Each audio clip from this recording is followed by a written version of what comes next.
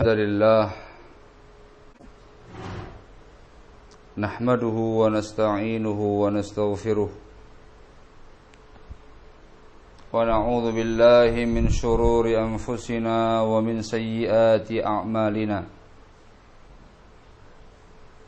من يهده الله فلا مضل له ومن يضلل فلا هادي له وأشهد أن لا إله إلا الله وحده لا شريك له وأشهد أن محمدا عبده ورسوله يا أيها الذين آمنوا اتقوا الله حق تقاته ولا تموتن إلا وأنتم مسلمون يا أيها الناس اتقوا ربكم الذي خلقكم من نفس واحدة وخلق منها زوجها وبث منهما رجالا كثيرا ونساء واتقوا الله الذي تساءلون به والأرحام إن الله كان عليكم رقيبا يا أيها الذين آمنوا اتقوا الله وقولوا قولا سديدا يصلح لكم أعمالكم ويغفر لكم ذنوبكم ومن يطع الله ورسوله فقد فاز فوزا عظيما أما بعد فإن أصدق الحديث كتاب الله وخير الهدي هدي محمد صلى الله عليه وعلى آله وسلم وشر الأمور محدثاتها فإن كل محدثة بدعة وكل بدعة ضلالة وكل ضلالة في النار أيها الناس إخوانا في الدين عزكم الله. Tanggal 25 Oktober 2020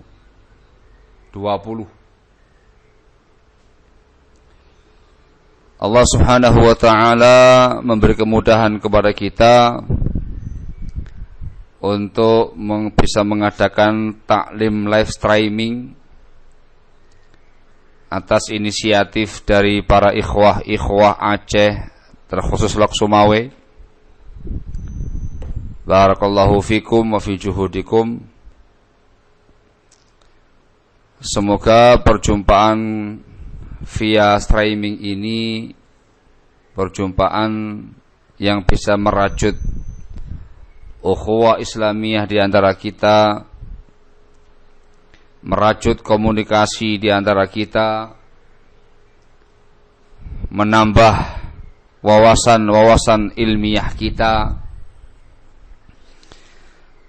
terkhusus dengan ikhwah-ikhwah kita yang ada di Aceh, Lok Sumawe secara khusus, dan juga para ikhwah-ikhwah yang lainnya yang mungkin mendengarkan streaming ini. Pada kesempatan pagi hari ini, tema yang akan kita angkat ialah at-ta'anni, sikap indah yang semakin pudar. Ikhwana fillah azzakumullah. At-ta'anni atau juga disebut dengan sifat anatun, al-anatu, biasa bergandengan dengan sifat yang lain yaitu al-hilm. Al-anatu itu dimaknakan dengan at-tatsabbut wa tarayyuth wa tarkul ajalah. At-ta'anni atau al-ana dimaknakan dengan tatsabbut, selalu cross check, selalu tatsabbut dalam semua hal. At-tarayyuth, penuh perhitungan. Wa tarkul ajalah, dan tidak tergesa-gesa, tidak terburu-buru. Demikian disebutkan oleh Imam Nawawi dalam syarah Sahih Muslim ketika mensyarah hadis Abdullah bin Abbas yang nanti akan sampaikan insyaallah.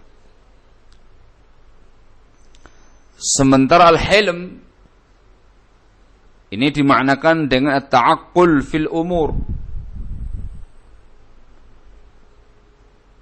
Ya, mencerna segala sesuatu sebelum bertindak. Berpikir terlebih dahulu sebelum bertindak. Al-hilm ini ada kaitannya dengan al-anatu, at-ta'anni.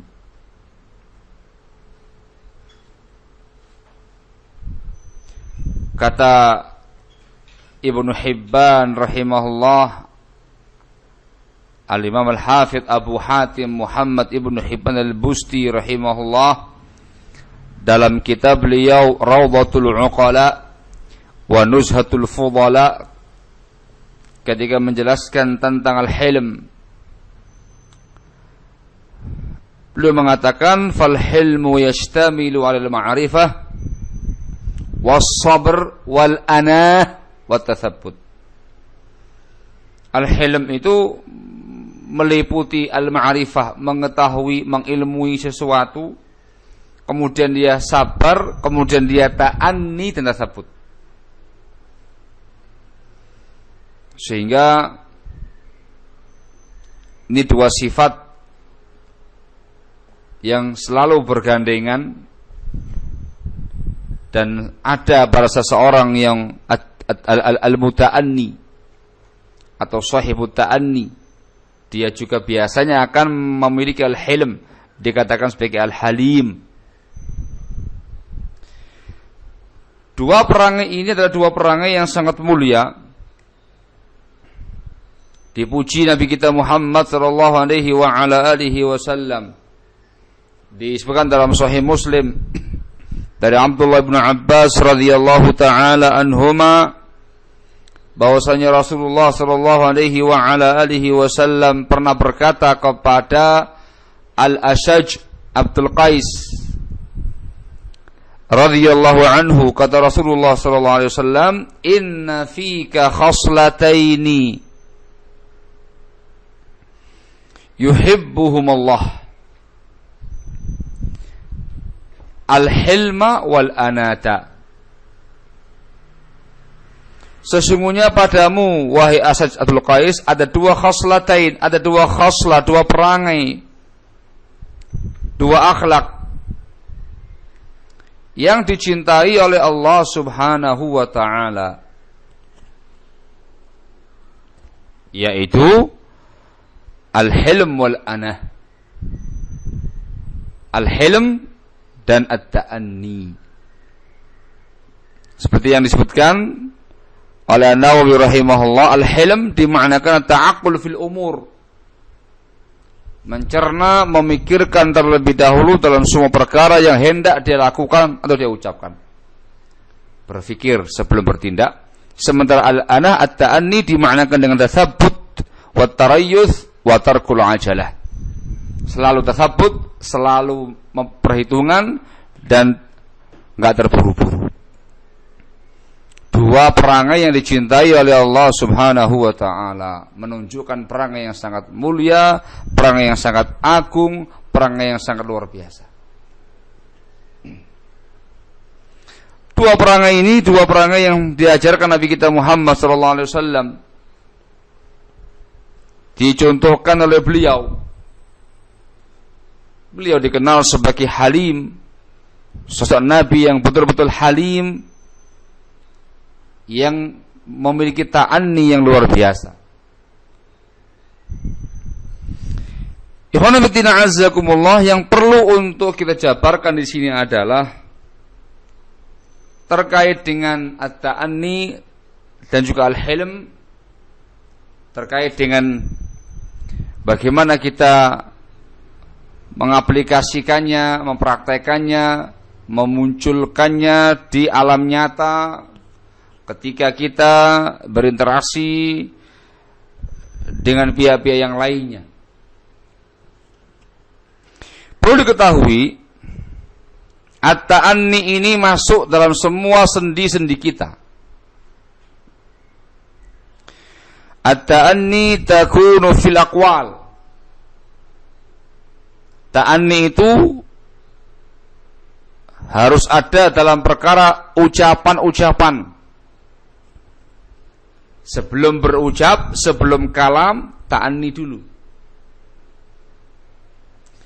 Juga at-ta'anni takunu fil a'mal. At-ta'anni juga harus dimunculkan ketika berbuat. Pada amal-amal. Sebelum berbuat, sebelum bertindak, ta'anni dulu. Juga at-ta'anni takunu fil akhbar. At-ta'anni juga diwujudkan, dimunculkan terkait dengan bab berita. Dalam menerima berita, dalam menyampaikan berita, semuanya dengan ta'anni.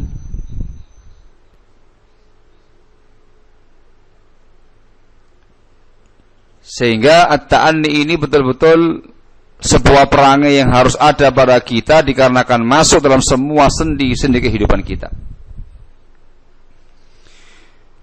Pada kesempatan kita kali ini akan kita sampaikan beberapa bentuk ta'anni, bagaimana gambaran-gambarannya, madzahir-madzahirnya, surah-surahnya. Dari sana kita akan tahu mana yang ta'anni, mana yang ajalah. Mana yang betul-betul ta'anni, al-anat, dan mana yang tergesa-gesa. Sesuai dengan bimbingan syarak. Yang pertama yang kita bahas ialah ta'anni fil aqwal atau fil kalam. At-ta'anni di dalam berbicara. Bicara di sini untuk zaman sekarang, bicara dengan suaranya. Entah dia berucap, atau dia menyampaikan sesuatu, atau dia berkata-kata, statement, atau semisalnya. Juga dimasukkan dalam bab ini ialah yang menduduki posisi berbicara, yaitu kitabah, tulisan-tulisan. Kalau sekarang mungkin dibahasakan dengan postingan-postingan.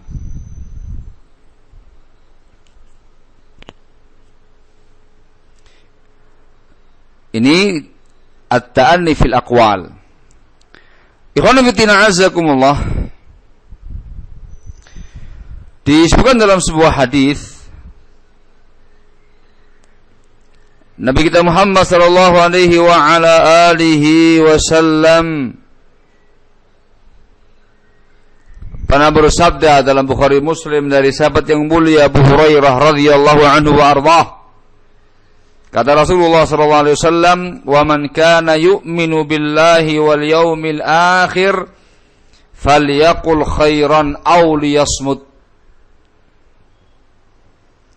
Barang siapa yang beriman kepada Allah dan hari akhir, maka hendaklah dia mengucapkan yang baik atau dia diam. Ini dhabit, kaidah yang diberikan Nabi kita Muhammad SAW terkait dengan bab al-aqwal. Yang sesuai dengan hadis ini namanya ta'anni. Yang menyalahi riwayat ini namanya al-ajalah. Al-Imam Nawawi rahimahullahu ta'ala dalam bukunya Riyadhus Shalihin ketika menjelaskan tentang riwayat ini beliau mengatakan wa hadzal haditsu sharihun fi annahu yanbaghi alla yatakallama illa idza kana al-kalamu khaira wa huwa alladhi dhaharat maslahatuhu wa mata syakka fi dhuhuril maslahah fala yatakallam. Hadis ini sharih sangat tegas menunjukkan bahwasanya seyogyanya bagi seseorang itu tidak bicara kecuali apabila pembicaraannya, kalamnya itu khair, perkara kebaikan. yaitu yang nampak jelas kemaslahatannya. Dan kapanpun dia ragu, dia syak, bimbang tentang kemaslahatannya, jangan dia berbicara. Beliau juga mengatakan, masih di buku yang sama, beliau mengatakan, i'lam annahu yanbaghi likulli mukallafin an yahfadha lisanah an jami'il kalam illa kalaman zaharat fihi al-maslahah.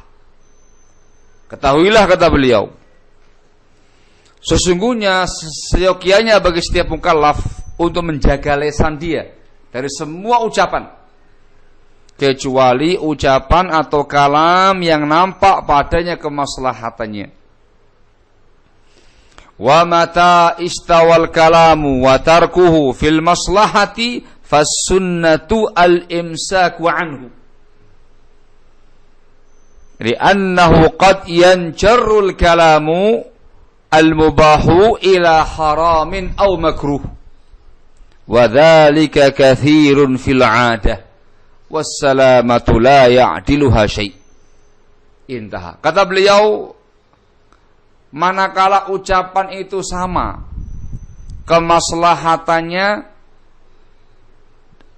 dan ketika bicara atau ketika diam, ya, kalam atau tidak kalam sama terkait dengan kemaslahatannya, maka yang sunnah diam daripadanya. Sebab terkadang ucapan-ucapan yang mubah menyeret kepada perkara yang haram atau perkara yang makruh, dan itu banyak pada kebiasaannya. Wassalamatu la ya'diluha syai'. Maka keselamatan itu tidak bisa ditandingi oleh apapun. Selesai ucapannya beliau rahimahullah. Dari sini barakallahu fikum, seorang muslim, terutama seorang sunni salafi, sebelum berbicara dia harus memastikan tiga hal. Harus memastikan tiga hal. Yang pertama, ayyakuna kalamuhum haqqan fi aslih. Ucapannya itu hak pada asasnya, yakni bi an takuna niyatuhum khalisatan liwajhillahi ta'ala, yakni niatnya ikhlas karena Allah tabaraka wa ta'ala. Pastikan dulu yang ini. Sebelum berbicara, perhatikan asal ucapannya, asasnya. Engkau mengucapkan itu lillahi ta'ala, ikhlas karena Allah, atau karena tendensi-tendensi yang lain. Perhatikan di sini. Haqqun fi asli. Yang kedua, ayakuna kalamuhum haqqan fi dzatih. Ucapan mereka itu hak, benar pada zat ucapannya. Yakni bi ayyakuna kalamuhum thabitan bil adillah minal kitabi was sunnati ala fahmi salafil ummah. Yani ucapan mereka sabit, hak, ditetapkan dengan dalil Quran, sunnah, dengan pemahaman salaf. Kalam hak, bukan kalam batil, bukan kalam syubhah. Ucapan yang hak, ucapan yang benar, bukan ucapan yang batil, bukan ucapan yang syubhat. Ada argumentasinya, ini ayatnya, atau ini hadisnya, atau dua-duanya. Ini demikian pemahaman salafnya. Pasti itu. Yang ketiga, ayyakuna kalamuhum haqqan fi atharihi. Ucapan mereka itu hak pada dampaknya, pada pengaruhnya. Yaitu bi alla yatarattaba alaihi mafsadatan a'zam min mafsadat sukut. Yakni ucapan dia tidak mengandung sebuah kemafsadatan yang lebih besar dibandingkan dengan mafsadah diam. Maknanya dia yakin, dia bisa memastikan, dia bisa menghitung ucapan dia ini besar kemaslahatannya. Besar kemaslahatannya. Tiga-tiganya harus ada. Tiga-tiganya harus ada. Baru kemudian berbicara. menyampaikan, bicara dan menyampaikan, sehingga betul-betul ta'anni. Seorang muslim, seorang sunni terutama, betul-betul dia ta'anni, betul-betul dia tasabbut, betul-betul dia tarayyuth, tidak terburu-buru dalam berbicara, melihat niatnya dulu, kemudian ucapannya hak atau batil, dampaknya. Terkadang niatannya baik, ucapannya batil atau syubhat atau tidak benar, bertentangan dengan nas. Gak cukup dengan niat baik. Terkadang ucapannya hak, ucapannya benar, dengan hujah, dengan dalil, tapi niatannya gak ikhlas. Ada muatan-muatan tendensi pribadi barangkali, atau duniawi barangkali, atau yang lain-lainnya. Itu tidak boleh diucapkan. Itu bukan namanya ta'anni. Ta'anni itu ikhlas. Ta'anni itu ikhlas lillahi tabaraka wa ta'ala. Ta'anni itu tidak ada tendensi padanya. Ta'anni itu tidak ada tendensi pribadinya atau tendensi duniawiyahnya. Ta'anni tidak ada kaitannya dengan masalah siasa, politik. Ta'anni nggak ada hubungannya dengan makar. Tidak mungkin ta'anni dengan makar bisa bersatu. Lillahi ta'ala dia. Terkadang pula ikhlas niatnya, benar hak ucapannya, tapi dampaknya belum tentu. Ada kalanya dipelintir sama banyak pihak, dimainkan sama sebagian ahli fitnah, misalkan dipandang ternyata lebih besar mafsadatnya, tahan, jangan sampaikan. Tidak semua yang kamu tahu kamu sampaikan, tidak semua yang kamu yakini kamu sampaikan. Itu kata para ulama, laisa kullu ma yu'lamu yuqal. Tidak semua yang ditahu disampaikan. Wa laisa kullu ma yu'lamu yunshar. Di zaman sekarang ini, tidak semua yang ditahu diposting, di-share, disebar. Kenapa? Lihat dampaknya. Ketika semua terpenuhi, ikhlas niatnya, ucapannya hak, kemudian dampaknya sangat positif, dia sampaikan, dia bicara, sehingga yang dia sampaikan adalah ucapannya hak, ucapan yang sangat berbobot dengan ta'anni. Ini yang namanya at-ta'anni fil aqwal. Dhabitnya sangat jelas. Wa man kana yu'minu billahi wal yaumil akhir falyaqul khairan aw liyasmut. Ucapan baik atau diam. Atau dia diam. Sehingga tidak semua disampaikan gitu. Tidak semua orang bicara. Ini masalah akwal ya, ini umum sifatnya, ucapan apapun ya, umum, akwal. Terlebih lagi dalam perkara-perkara yang dianggap besar, bukan perkara pribadi seseorang, tapi perkara yang berkaitan misalkan dengan dakwah atau terkait dengan umat, perkara-perkara besar yang seperti ini. Ada poin berikutnya, harus orang yang berkompeten. Itu disebutkan dalam sabda Rasulullah sallallahu alaihi wa ala alihi wasallam yang masyhur. Beliau mengatakan, "Idza wussidal amru ila ghairi ahlihi fantadhiris sa'ah." Apabila disandarkan suatu perkara bukan kepada ahlinya, tunggu kebinasaan. Tunggu kiamat. Yang ini ada bab tersendiri.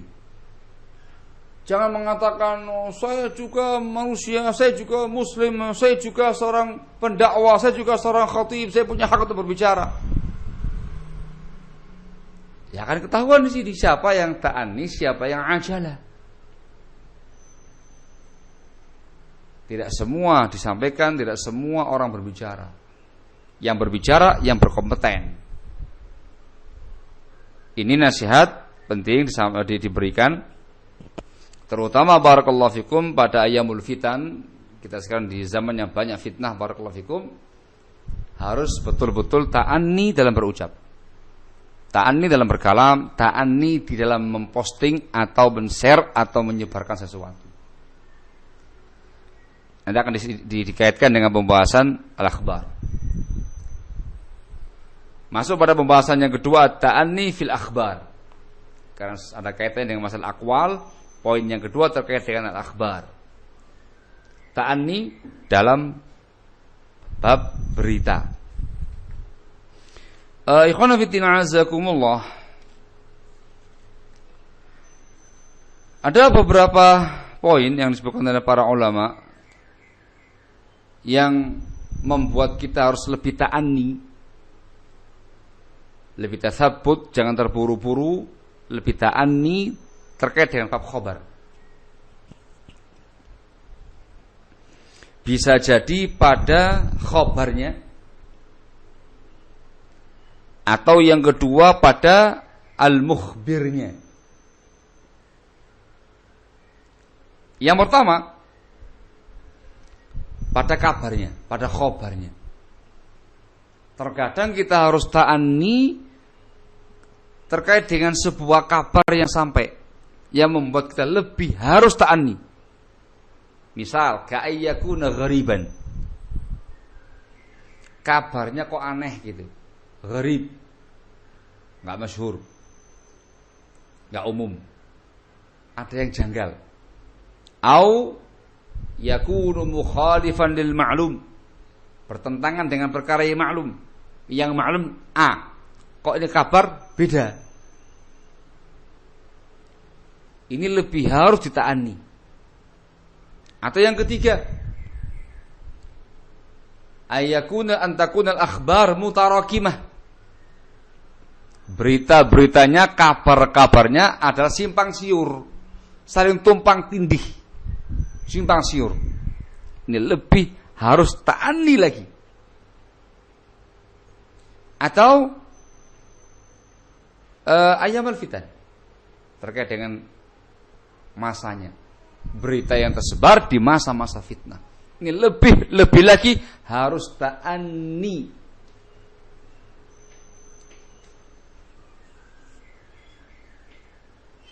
Adapun yang kedua yang mengharuskan kita lebih ta'anni, ia terkait dengan al-mukhbir, orang yang membawa berita. Yang membawa berita. Bisa jadi beritanya itu pas gitu. Tapi kita harus lebih ta'anni lagi dikarenakan yang membawa beritanya ini. Ka'ayyakuna ma'rufan bi'ajalah. Misal, orangnya itu dikenal dengan ajalah, terburu-buru, tergesa-gesa. Enggak dikenal dengan tasabbutnya. Ya, cepat, apa-apa cepat, dikit-dikit cepat, cepat memberitakan, cepat menyebar, cepat memposting tanpa dipikir.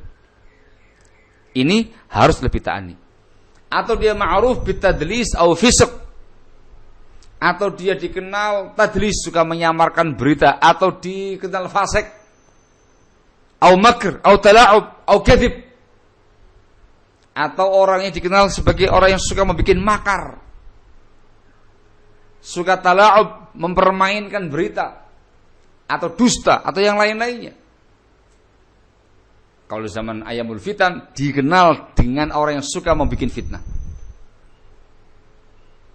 Nah, yang seperti ini membuat kita lebih lagi harus lebih ta'anni di dalam bab berita. Dhabitnya disebutkan dalam Al-Qur'anul Karim di Al-Hujurat. Allah mengatakan dalam firman-Nya, ya ayyuhalladzina amanu in ja'akum fasiqun binaba'in fatabayyanu an tusibu qauman bijahalatin fatusbihu ala ma fa'altum nadimin.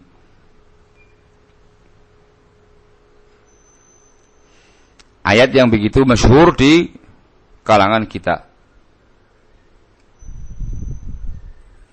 Wahai orang-orang yang beriman, apabila datang kepada kamu orang yang fasik dengan sebuah berita, maka tabayunlah. Sebab dikhawatirkan kamu nanti menimpakan kepada suatu kaum sebuah tuduhan dengan kejahilan, nanti kamu akan menyesal di kemudian hari. Ayat ini adalah aslun fi tatsabbut, dasar pijakan para ulama dalam bab at-tatsabbut wa at-tabayyun fil khabar. Bisa dilihat dalam tafsir Sa'di rahimahullah dan juga tafsir yang lainnya. Dari ayat ini bisa disimpulkan bahwasanya seseorang yang membawa berita selain berita Allah dan Rasulnya sallallahu alaihi wasallam jelas hak. Ya, orang yang membawa berita itu dibagi tiga. Yang pertama, ayyakuna shadiqa ma'rufan bis-sidqi. Orangnya jujur, masyhur, dikenal dengan kejujurannya.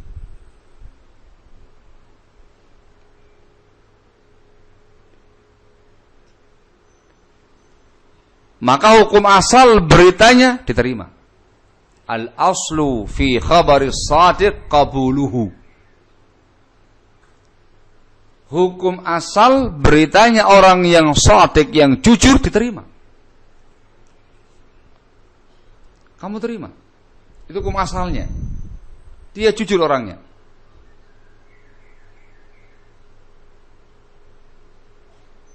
Disebutkan oleh para ulama beberapa pengecualian. Di mana kita juga perlu untuk tatsabbut dan tabayyun. Walaupun yang membawa berita itu orang yang shadiq, ma'ruf bis-sidqi indana, dikenal kejujurannya menurut kita. Yang pertama adalah min babit ta'kid. Ditatsabbut lagi, ditabayyun lagi, masuk dalam bab untuk menekankan keabsahan berita, bukan menuduh orangnya dusta, bukan menuduh orangnya ini fasik. Untuk takkidul khabar, untuk menekankan, memastikan ini benar. Biasanya pada perkara-perkara yang besar atau yang menerima berita sosok orang yang mungkin lebih alim, yang lebih luas wawasannya, dan dia lupa gitu. dan dia lupa, maka dia minta tatsabbut, tabayyun untuk kepastian berita, bukan nuduh orangnya. Contoh perkara yang besar ialah peristiwa ta'un yang menimpa di era zaman dahulu, di era sahabah, di zamannya Umar bin Khattab di Syam. Ma'ruf ada wabah ta'un di Syam. Ketika itu rombongan Khalifah Amirul Mukminin Umar bin Khattab dan rombongan dari Madinah menuju ke Syam. Mendekati kota Syam, dijemput oleh beberapa tokoh-tokoh sahabat yang ada di Syam, menyampaikan bahwasanya di Syam ini sedang terjadi wabah ta'un. Ini bagaimana? Mau lanjut atau harus balik? Ada khilaf ketika itu di kalangan para sahabat besar. Ada yang mengatakan lanjut, ada yang mengatakan balik. Baru ada keputusan ketika barakallahu fikum ada yang menyampaikan sabdanya Rasulullah sallallahu alaihi wa ala alihi wasallam. Ketika ada sebuah wabah di sebuah tempat, orang yang di dalam jangan keluar, yang di luar jangan datang. Di cross check beritanya betul, maka beliau membawa pulang.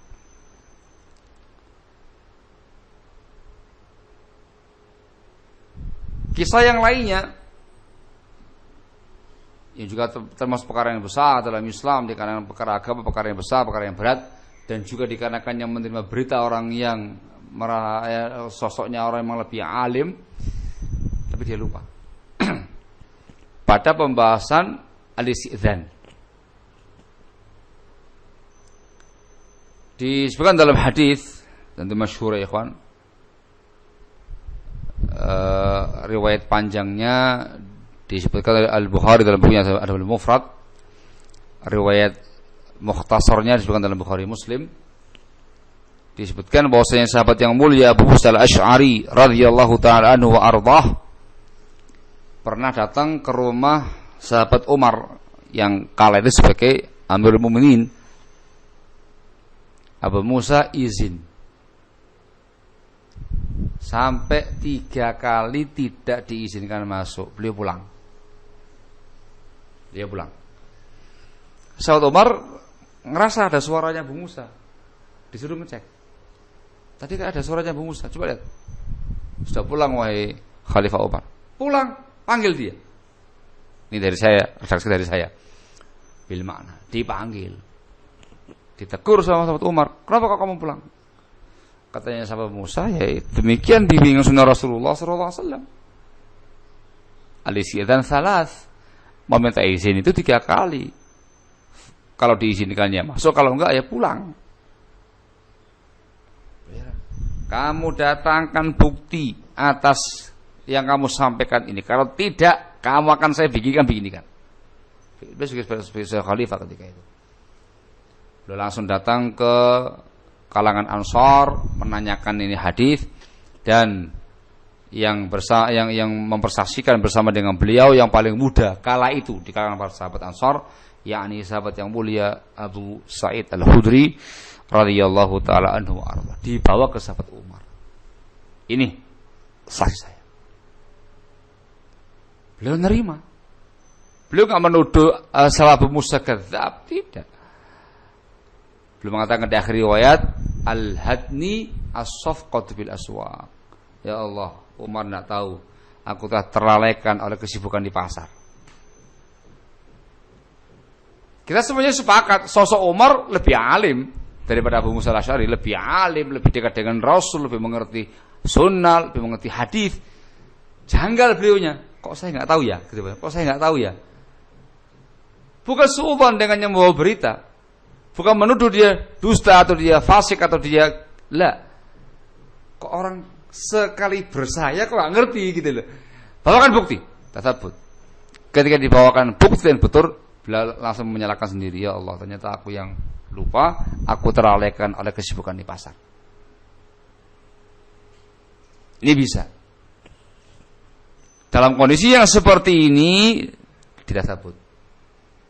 Kondisi yang lain yang dikecualikan ialah ketika al-akhbar al-mutarakimah, kata para ulama, beritanya simpang siur, banyak versi. Walaupun yang datang kepada kamu orang yang shadiq, cek dulu, tasabut dulu yang kamu yang ta'ani dalam menerima berita sebelum kamu pastikan A atau kamu sebarkan. Min babi aula, kata para ulama, lebih-lebih lagi ketika berita yang dia bawa itu terkait dengan sosok seseorang yang dikenal dengan kebaikannya selama ini. Diberitakan dia salah atau tergelincir atau apa begitu. Aneh bagi antum, maksud sih gitu. Yang ini ditasabut. Bentuk tasabutnya kata para ulama ialah cek sanad. Ini orang dikenal dengan kebaikannya, ma'ruf dengan sunnahnya, dengan salafiyahnya, dengan ilmunya, dengan dakwahnya, masyayikh, du'at ila Allah, asadidzal ma'rufin misalkan, atau ikhwah kita yang kita kenal dengan baik. Kok diberitakan sesuatu? Walaupun yang datang kepada kamu orang yang terpercaya, tasabut dulu. Tanya, kamu thiqah, anta thiqatun indi, lakin anman, kamu dari siapa berita ini? Dari fulan, cek, naam, dia thiqah. Anman, dari siapa dia berita itu? Langsung, syarat Ali sangat begitu. Langsung tahu orangnya, tahu peristiwanya. Khalas. Hadza khabar haqqun. Ini benar. Baru kamu katakan khabar hak, pegang. Bisa jadi orang yang datang kepada kamu itu thiqatun. Saat kamu tanyakan anman, dari siapa kamu berita ini, kamu menyampaikan sebuah khabar yang aneh bagi kami terkait dengan sesuatu yang kami kenal dengan kebaikannya. Siapa? Dari siapa? An fulan. Oh sayang, anta thiqatun indi. Tapi orang yang ngasih berita kepada kamu orang yang musta'jil. Misalkan begitu. Di kalangan kita orang yang terburu-buru, atau orang yang nggak jelas, atau orang yang suka goreng fitnah dan segala macam. Afwan, saya nggak terima. Kabar ini nggak pas buat kita orang. Gitu.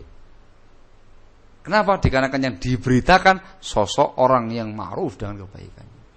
Jangan langsung kamu telan mentah-mentah. Barakallahu fikum. Ini terkait dengan khabar shadiq. Yang kedua adalah yang membawa berita ma'ruf bil kadzib. Kadzab atau kadzub atau ma'ruf bil kadzib. Yang membawa berita itu dikenal orang yang dusta, pendusta di kalangan kita semua ma'ruf, ini orang kadzab. Dikenal sudah dia. Ini al-aslu fi khabarihi radduhu. Hukum asal berita dia apakan? Ditolak.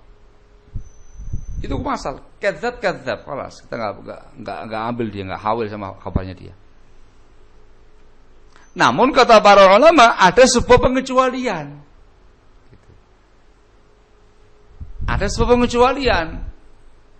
Mereka mengatakan qad yasduqul kadzub. Terkadang pendusta ya jujur.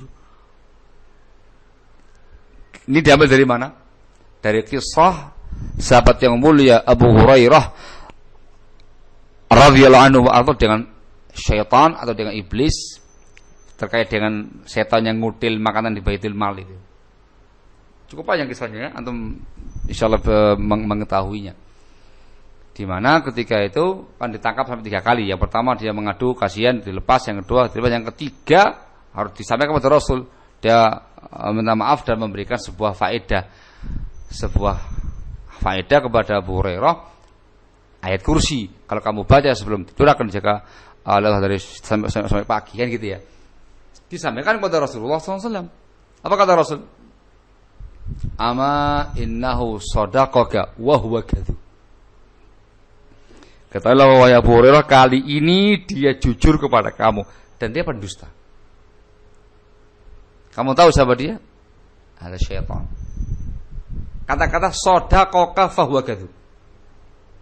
Itu diambil faedah oleh para ulama, qad yasduqul kadzub. Terkadang kadzab juga jujur. Terus bagaimana caranya kita tahu hadzal kadzab yasduq, jujur? Bukan kamu yang menilai. Yang menilai adalah ahlul ilmi. Di sini sahabat Abu Hurairah untuk talab, mencari kepastian itu bukan dari setan, tapi kepada Rasulullah SAW. Ya Rasulullah, ada yang mengatakan demikian. Beliau sebagai Nabi, sebagai Rasul, kalau saya sebagai seorang alim, syekh ahlul ilmi yang punya ilmu ngerti, naam ini hak. Tapi dari setan gitu. Naam, shadaqaka wa huwa kadzub. Beritanya benar, tapi dia kadzab. Artinya apa? Beritanya kamu pegang, orangnya jangan kamu terima. Kamu katakan hadza kadzab, hadza kadzub. Tapi khobarnya betul, tidak salah. Sesuai dengan realnya, nyata. Yang mengatakan demikian siapa? Bukan kadzabnya, tapi orang lain yang merupakan orang yang berkompeten, ahlul ilmi, para ulama, para masyayikh, atau para duat, atau para ikhwah yang ma'rufin yang dikenal jujurnya selama ini. Dari mereka kita tahu. Ini gimana? Iya, betul beritanya itu. Ada pada kita datanya sekarang. Ada pada kita, betul itu. Tapi yang nyampaikan, ya dia mengkadzab. Jangan sekali-kali kamu tolak beritanya gara-gara dia kadzab. Ada khata. Yang betul, terima itu beritanya. Ada hakun. Orangnya kamu katakan kadzab, ente kadzab, minggir. Khabarnya, na'am, kita ambil dikarenakan ahlul haq, ahlus sidqi, yang lainnya mengatakan na'am hadza haqqun. Jarang. Itu harus ada orang-orang tertentu yang menilainya gitu. Kalau tidak ada, ya hukum asal apa ini? Ditolak kabarnya orang yang kadzdzab. Yang ketiga, orang yang membawa berita adalah orang yang fasik. Orang yang fasik. Ini disebutkan dalam ayat ini, in ja'akum fasiqun binaba'in fatabayyanu. Orang yang fasik, dikenal fasik, dimasukkan oleh para ulama, bisa dilihat dalam tafsir Ibnu Katsir dan juga yang lainnya, orang yang majhul. Orang yang majhul, tidak jelas siapa orang ini. Ini dimasukkan dalam kategori fasik. Disinilah letak ayat ini, fatabayyanu. Hendaklah kamu terima beritanya. Afwan, kok terima? Tabayun apa? Anda kamu tabayun beritanya. Artinya apa? Kamu tawakuf. Jangan kamu tolak dulu, jangan kamu terima dulu. Tapi tabayun dulu. Tabayun dulu, dicek. Nanti ada dua kemungkinan. Yang pertama adalah kamu mendapatkan murajihat, penguat-penguat dari ahlus sidqi, orang-orang yang jujur. Naam, itu beritanya benar. Kamu terima. Wajib kamu terima walaupun orangnya majhul, walaupun orangnya fasik. Kenapa? Sudah ada penguat dari pihak yang lain, murajihat, muqawiyat dari ahlus sidqi, yang lainnya yang mengatakan itu benar. Kamu katakan khobarnya benar, orangnya fasik. Khobarnya benar, orangnya majhul. Orangnya jangan diurus. Beritanya diambil. Ini benar. Atau yang kedua sebaliknya, ada murajihat, penguat-penguat dari orang-orang yang ma'ruf, yang jujur, hadza kadzib. Kabarnya salah atau dusta atau hoax. Ya sudah, kamu tolak. Dikarenakan ada penguat-penguat yang lain, data yang lain, yang valid, yang bisa dipercaya, yang mengatakan khabar ini dusta. Mantap. Kabar hoax, orangnya fasik. Khabarnya hoax, orangnya majhul. Hakata. Tolak semuanya. Hakata. Jadi kemudian tolak, enggak, dicek lagi gitu loh. Hatta dia orang yang majhul, orang yang fasik bahkan, ketika dicek beritanya kok benar. Kok benar? Kamu jangan sombong, jangan mengatakan khabar majhul, tolak. Salah kaidah itu. Khabar fasik, tolak. Salah. Bahasanya khabar majhul, tabayun. Khabar fasik, tabayun. Kok ada murajaat yang membenarkan? Oh iya ya, betul ya. Ya kita terima beritanya, orangnya kamu singkirkan.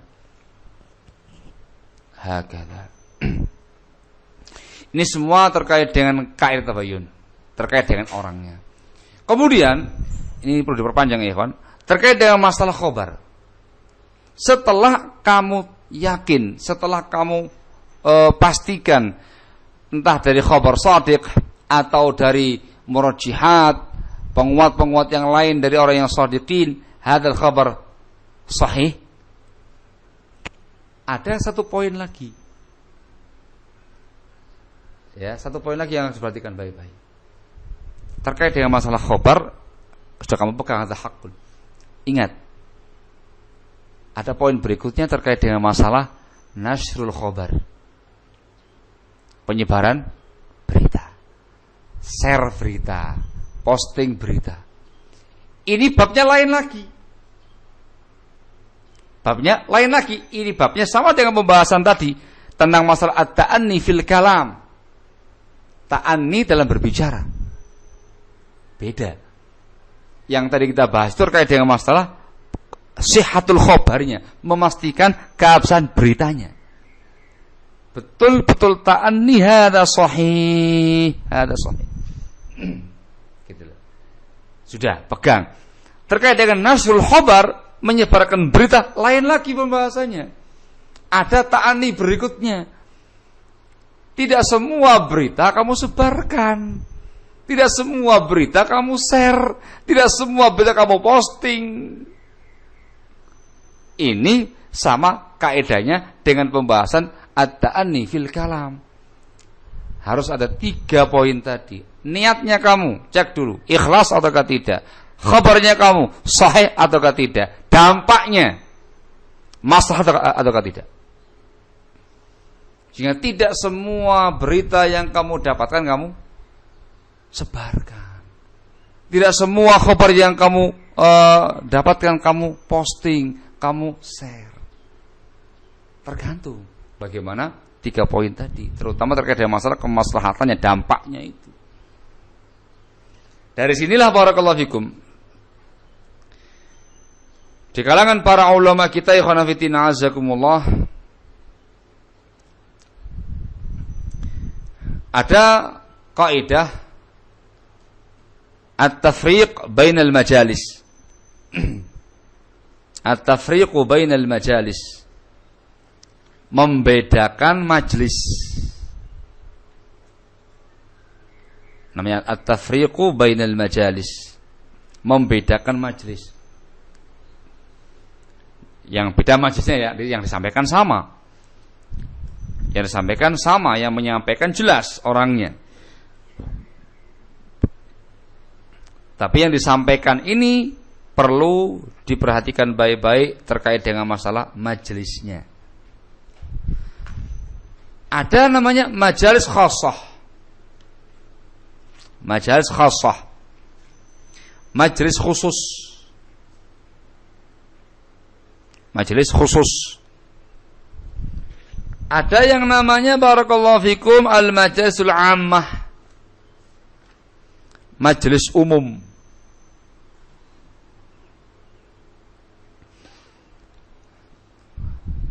Mereka mengatakan majelis ammah, majelis umum yang dihadiri semua kalangan, semua pihak, yang akil, yang ghairu akil, yang muta'anni, yang sahibul ajalah, yang ashabut taish, Abu Tosh katanya jamaah, macam-macam yang hadir, yang talibul ilm, yang awamun nas. Di majelis yang umum seperti ini, yang disampaikan adalah masalah ilmiah umum yang mereka bisa tangkap, bisa serap. Perkara akidah, perkara ibadah, perkara akhlak, perkara dakwah, perkara umum, ayat, hadis, keterangan para ulama, faedah umum. Di sini bukan tempatnya menyampaikan sesuatu yang sifatnya intern, privasi, atau perkara-perkara besar yang mereka nggak nyampe otaknya itu, nggak nyampe. Apalagi yang berkaitan dengan masalah negara, yang berkaitan dengan masalah fitnah, yang terkait dengan masalah kehormatan orang yang masyhur dengan keilmuannya dan segala macamnya. Bukan di sini tempatnya. Ya, majelis ammah itu ya kayak muhadharah umum, daurah umum, atau di-share di dunia maya secara umum, terbuka semua, sak dunia bisa membaca dan segala macamnya. Kayak sekarang ini kita live streaming Ikhwan Aceh, Laksumawe yang inisiatif tapi didengarkan oleh yang lain juga. Ini namanya makamnya makam majelis ammah, yang disampaikan faedah umum, ilmiah, ilmu yang kamu sampaikan pada umat itu ilmu, ayat, hadis, keterangan para ulama, nasihat, tausiah, wahakala. Ilmu. Yang nyampaikan jelas. Sekarang saya, orang tahu siapa saya, antum tahu siapa saya. Yang saya sampaikan pun juga jelas, ayat, hadis, keterangan para ulama, jelas gitu loh. Tapi karena majelisnya umum, yang disampaikan juga faedah umum. Yang kedua, majalis khassah, majelis khusus. Ini orang-orang yang berkompeten dalam bidangnya, para uqala, orang-orang yang akil, sahibut ta'anni, orang yang betul-betul memang dikenal dengan ta'anninya dan berkompeten dalam bidangnya. Mungkin kalau di kalangan kita, di kalangan para duat, asatidzah, dan mungkin tidak semua ustaz dilibatkan. Karena perkaranya perkara yang memang sangat privasi, perkara yang sangat intern gitu loh, yang nggak mungkin semua orang tahu, perkara besar, maka yang disampaikan di majelis khusus. Itu bukan namanya pertemuan rahasia. Jangan terbawa pemahamannya musafiqah. Haulai suafiqah memang. Bukan, itu hikmahnya para ulama. Yang seperti ini majelis khusus. Disitulah disampaikan perkara-perkara yang tidak mungkin kamu sampaikan di kalangan umum. Terkait dengan masalah fitnah barangkali, atau perkara dakwah barangkali, terkait dengan kehormatan seseorang atau semisalnya, perkara yang betul-betul memang harus intern. Di situ kamu berbicara. Kamu sampaikan kepada para uqala, para ulama, para duat, mutamakinin, para hukama, para ulama. Di sana kamu menyampaikannya. Dan itu bukan riba. Dan itu bukan pertemuan rahasia. Diperbincangkan untuk mendapatkan solusinya. Yang disampaikan jelas. Orang yang menyampaikan jelas, orang-orang tadi itu. Barakallahu fikum. Tidak ada yang dihilangkan. Cuman beda majelis, karena ini forum terbatas, pembahasannya sangat intern. Ini ada dalilnya, disebutkan dalam Sahih Bukhari, nomor hadis 6830. Hadisnya Abdullah bin Abbas radhiyallahu taala anhuma. Beliau mengisahkan, saya pernah belajar Al-Quran, membaca Al-Quran kepada seseorang dari kaum muhajirin. Di antara mereka adalah sahabat yang mulia Abdullah bin Auf. Kata Ibn Abbas, ketika saya ada di rumahnya, di tempat tinggalnya di kota Mina, beliau ada di sisi sahabat Umar bin Khattab pada akhir haji yang beliau lakukan. Tiba-tiba Abdurrahman bin Auf ini menyampaikan sebuah berita,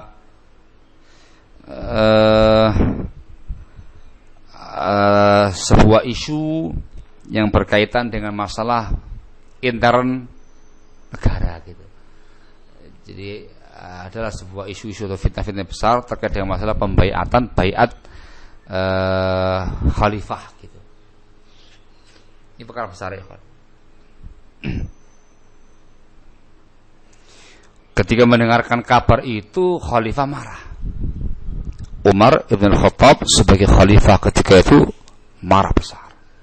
Dia mengatakan, inni insyaallah laqaimunil ashiyata fin nas famuhadhdhiruhum haula'il ladzina yuriduna ay yaghsabuhum umurahum. Sungguh demi Allah, insyaallah aku nanti akan tampil sore ini di hadapan umat manusia. Ini ketika lagi haji wada ini. Ketika musim haji. Aku akan mentahdzir mereka, kaum muslimin, dari orang-orang yang ingin menghosab khilafah ini. Ketika itu Abdullah bin Auf mengatakan, ya Amirul Mukminin la taf'al. Ya kata Abdullah bin Auf, wahai Amirul Mukminin, jangan kamu lakukan. La taf'al, jangan kamu lakukan. Lihat ini, fa innal musima yajma'u ri'a'an nasi wa ghawgha'ahum fa innahum humul ladzina yaghlibuna ala qurbika hina taqumu fin nas wa ana akhsha an taquma fataqula maqalatan yutayyiruha 'anka kullu mutayyir wa alla ya'uha wa alla yadha'uha ala mawadhi'iha.